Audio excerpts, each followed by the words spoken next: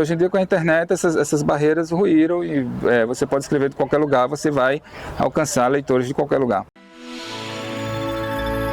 Arte e Artista é um oferecimento de PIP, Projeto Inclusão Popular. Meu nome é Roberto Denser. Eu nasci em 1985 em Santa Rita e me criei no bairro Tibiri 2. Fui para lá em 1988 e fiquei até completar mais ou menos, até concluir a faculdade, mais ou menos em 2013. Cresci junto com o bairro, porque naquela época o bairro estava nascendo. Faço parte, costumo dizer, da primeira geração de tibirienses. Não só eu, como minha irmã e toda a minha família. Meus primeiros contatos com a literatura foram através de livros infantis que eu encontrava na casa de algum parente lá, por acaso, eu pegava ali, ou na escola. Eu estudei na escola Machado de Assis e lá eu descobri muita coisa, porque tinha uma pequena biblioteca e como eu sempre tive um temperamento mais introspectivo, eu costumava passar os intervalos folheando aqueles livros. Cresci cultivando um fascínio enorme por histórias e atribuo a isso a minha primeira necessidade assim, de contá-las. Na época ainda não sabia que tipo de mídia eu utilizaria para contar essas histórias que eu queria contar. Então tentei a música, tentei a poesia, tentei o teatro, cheguei a escrever algumas peças, mas foi com a literatura que eu encontrei minhas armas e ferramentas e tudo. Eu sempre fui um grande leitor, porém muito carente de recursos naquela época. O que começou a mudar quando construíram uma pequena biblioteca pública lá em Tibiri, chamada Biblioteca Ariano Suassuna, se não me falha a memória. Era isso, que infelizmente não existe mais, mas essa biblioteca foi um divisor de águas na minha carreira e na minha vida de leitor, porque foi através de suas prateleiras, de seu pequeno acervo, que eu descobri alguns dos autores que mais me influenciaram e alguns dos autores que se tornaram os meus favoritos da vida e que trago comigo até hoje, com muito respeito e carinho. Passei boa parte da minha adolescência nas horas livres ali naquela biblioteca, folheando aqueles livros, escolhendo livros absolutamente sem nenhum critério. Eu escolhia ou pelo título, ou porque a capa era legal, ou no caso de já ter lido algo daquele autor específico e gostado, eu leria o próximo, algo dessa natureza.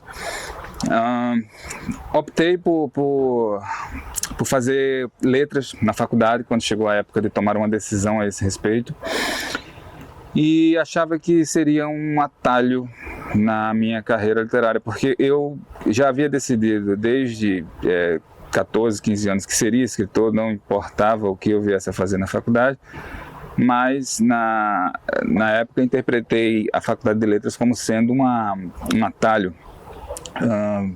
Fiz até o segundo ano do curso, mas descobri que não era bem o que eu imaginava e acabei desistindo. Fiquei um tempo no limbo, morei em outro estado, depois trabalhei em empresas privadas e tudo, depois voltei para Paraíba, disposto a concluir alguma faculdade, só que nessa época já não importava mais qual fosse, eu sabia que nenhuma delas iria servir de atalho para essa carreira que eu queria seguir. Acabei sendo aprovado para a faculdade de jornalismo e direito e acabei optando por direito. A faculdade que concluí quase que no piloto automático, porque embora tenha uma grande admiração pela carreira jurídica, pelas inúmeras carreiras jurídicas, eu nunca me identifiquei com nenhuma e nunca a literatura nunca esteve em segundo lugar, nunca foi um plano B para mim. Depois de concluir a faculdade de Direito e já tendo lançado de forma independente alguns títulos na época, E sem muitos resultados, porque a publicação independente ela é extremamente limitada. E eu resolvi ir para o Rio de Janeiro, porque eu estava num período de muita crise pessoal. Também havia conhecido aquela que se tornaria minha esposa pela internet. E resolvi tentar a vida lá. Nós já mantínhamos um namoro virtual e combinamos que eu iria para lá, ia ficar na casa dela, ia conhecer, ia ver se me adaptava e coisas dessa natureza. O que fiz em 2014, então logo concluí a faculdade. Eu concluí a faculdade em 2013, em 2014 eu fiz essa mudança. Portanto, vai fazer 11 anos que eu moro no Rio de Janeiro. Minha vida toda é lá, meus filhos nasceram lá, hoje eu tenho 2 filhos, cujos nomes inclusive homenageiam a literatura, são Ulisses e Alice. Ulisses em homenagem ao Odisseus de Homero e Alice em homenagem a Alice de Alice no País das Maravilhas. Lá no Rio de Janeiro eu continuei com essa ambição de viabilizar a minha carreira literária. Achava que lá seria mais fácil porque estava ali no eixo, imaginava que teria mais contatos com editores e profissionais do livro. Mas isso não se mostrou verdadeiro. No entanto, eu consegui um emprego como livreiro numa livraria lá do Rio de Janeiro, a Livraria da Travessa, uma das maiores do Brasil, onde fiquei durante pouco mais de 5 anos. Eu havia publicado em 2010, antes de viajar para o Rio, inclusive, o livro A Orquestra dos Corações Solitários, um livro de contos sobre a solidão inspirados nas músicas dos Beatles, que embora tenha tido certa repercussão entre um determinado grupo de leitores, não foi muito longe, não chegou aí muito longe. E a minha experiência seguinte de publicação, embora eu sempre publiquei contos em antologias, em sites, no sistema KDP de autopublicação da Amazon, mas a minha próxima experiência após a Orquestra dos Corações Solitários foi justamente o Para Elisa, uma novela policial com múltiplos narradores, que também não encontrou muitos leitores, não. O livro ele ficou durante muito tempo em brancas nuvens, embora anos depois ele tenha explodido. Mas o Colapso, desde o primeiro momento, ele foi publicado primeiro de forma independente, e desde esse primeiro momento, desde o seu dia de lançamento, ele foi um sucesso. Tem sido desde então. Acabou chamando ali, depois de mais ou menos um mês e meio de sua publicação independente, acabou chamando a atenção de algumas editoras, dentre as quais a Darkside Books. A Darkside me procurou, perguntou se o livro já estava contratado com alguma editora. Eu expliquei que não, que era um livro 100% independente, e nós acabamos acordando que o livro seria publicado pela maior casa editorial de nicho do Brasil, que é justamente a Darkside.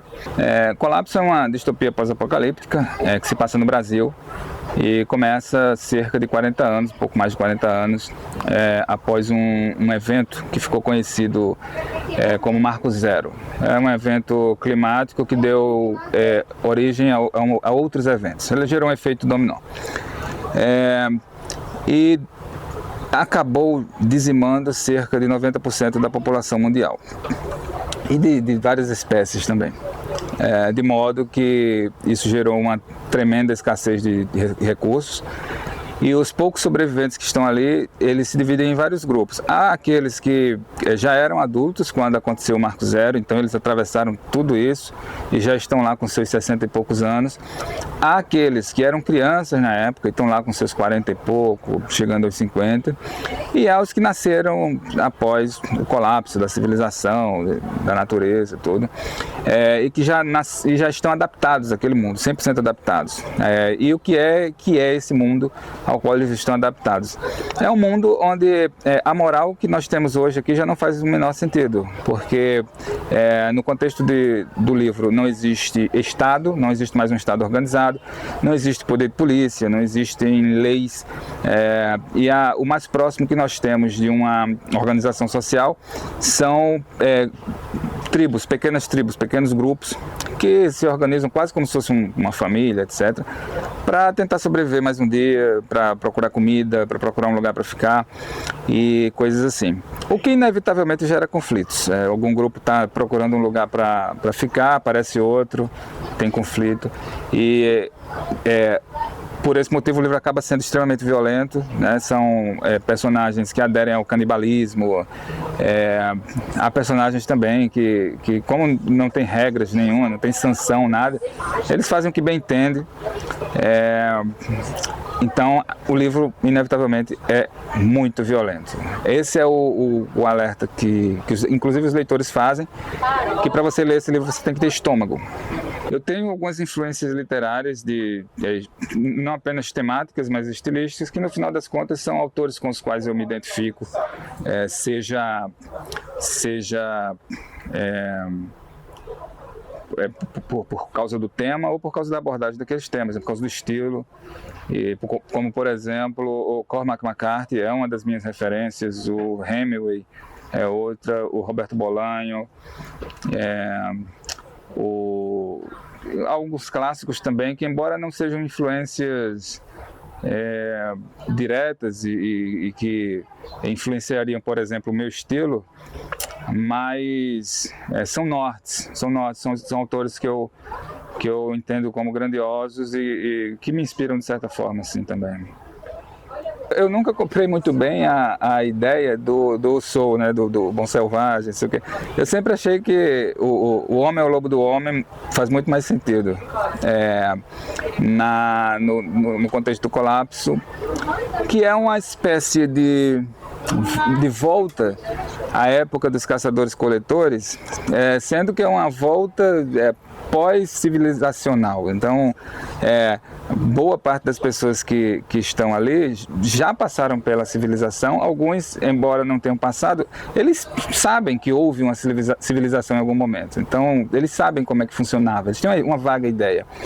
E eles sabem que o mundo no qual eles estão agora tem novas regras, né? Ele funciona de uma forma muito, muito específica. Então, eu achei que seria um bom lugar para defender essa tese de que o homem é o lobo do homem, essa tese hobbesiana, né? Tanto é que eu sempre digo, olha, é um livro hobbesiano. Do ponto de vista criativo, não tem diferença alguma. Do ponto de vista da disseminação da obra, da divulgação, não sei o que, também não tem lá grandes diferenças, porque hoje em dia a internet rompeu muitas dessas barreiras que antes eu peguei esse período onde você escrevia aqui, era quase impossível chegar lá, assim, era quase impossível construir leitores ali, uma base de leitores ali no eixo. Mas hoje em dia não tem mais isso. Hoje em dia com a internet essas barreiras ruíram e você pode escrever de qualquer lugar, você vai alcançar leitores de qualquer lugar. A diferença é mais networking mesmo e pragmática. E também, uma vez que você se estabelece no mercado, morar em zonas, vamos dizer assim, periféricas em relação ao eixo, né, em relação ao eixo Rio-São Paulo, pode te prejudicar no sentido de, vai ter um evento, vamos chamar o autor tal, só que o autor tal mora muito longe, aí eles começam, são cálculos matemáticos, começam a calcular coisas tipo passagem, hospedagem, etc, etc. Isso pode, na prática, levar alguém a pensar, é melhor chamar um daqui, que a gente vai gastar menos. Porque o mercado literário brasileiro, infelizmente, ainda é um mercado muito carente e isso acontece, né? Na prática isso acontece. Eu sou, né, da turma, são meus amigos, então eu estou indicando aqui meus amigos. Tem o Roberto Menezes, ele é autor de romances e tal, já escreve até mais tempo que eu. Mas ele lançou um livro que eu destaco muito em todo canto que eu vou, que chama Meio Estreito. É um livro de contos. Gosto muito desse livro. Inclusive considero, e isso não é porque é meu amigo, mas eu considero mesmo um dos livros de contos mais interessantes que eu já li nos últimos anos. E talvez até na vida. O Bruno Ribeiro, o Bruno Ribeiro, ele é daqui, mora em Campina Grande, mas ele nasceu em Minas. No entanto, todo mundo considera paraibano, ele também se considera paraibano. E ele lançou também para a Dark Side o Porco de Raça. O Astier Basílio, poeta, mora na Rússia atualmente, mas é um grande poeta. O Tiago Germano também, ele publicou um livro chamado O que Pesa no Norte, que é muito legal. Tem a Débora Ferraz, autora premiada nacionalmente, muito boa também. Tem a Maria Valéria Rezende, que é de São Paulo, acho que ela é de Santos, mas mora aqui, aqui ela é uma referência, né, local. O Solha, que é um escritor, ele é paulista, mas é paraibano de coração, está aqui há décadas e mais décadas, é o mestre de todos nós. E sempre que alguém me pede para falar coisas assim, eu vou, é inevitável esquecer o nome de alguém. Que depois vai falar, poxa, nem me citou, nem lembrou de mim, mas faz parte. O melhor conselho literário que eu poderia dar a alguém é algo que eu demorei a entender, mas quando eu passei a entender, fez toda a diferença. É a consciência de que a literatura é uma arte lenta. A literatura é uma arte lenta. E é tudo lento na literatura. Demora para você escrever um livro, demora para você publicar, demora para as pessoas começarem a ler, demora para elas falarem a respeito, demora para o mercado começar a perceber que você existe. Tudo lento. Demora para você ficar bom, demora para você se tornar um bom escritor. Você começa a escrever um livro agora e você pode gostar daquilo, mas talvez você ainda não tenha desenvolvido ferramentas críticas para julgar seu próprio trabalho. Demora para desenvolver isso. Então, essa consciência de que é uma arte lenta, que tudo é lento, que você não pode, não deve, né, ter pressa, faz toda a diferença. Faz toda a diferença, inclusive na hora de administrar sua carreira, na hora de tomar decisões editoriais e coisas assim. Agora, há uma dica que já pode ser, porque eu também dou aula de escrita criativa, eu dou essa informação, eu passo essa informação para os meus alunos. Não existem atalhos, mas existem duas regrinhas incontornáveis, que leia bastante e de tudo e escreva bastante. Inevitavelmente, se você seguir essas duas coisinhas, essas duas diquinhas, você vai se tornar um bom escritor. Bom o suficiente para ser publicado, para chamar a atenção de editores e coisas assim.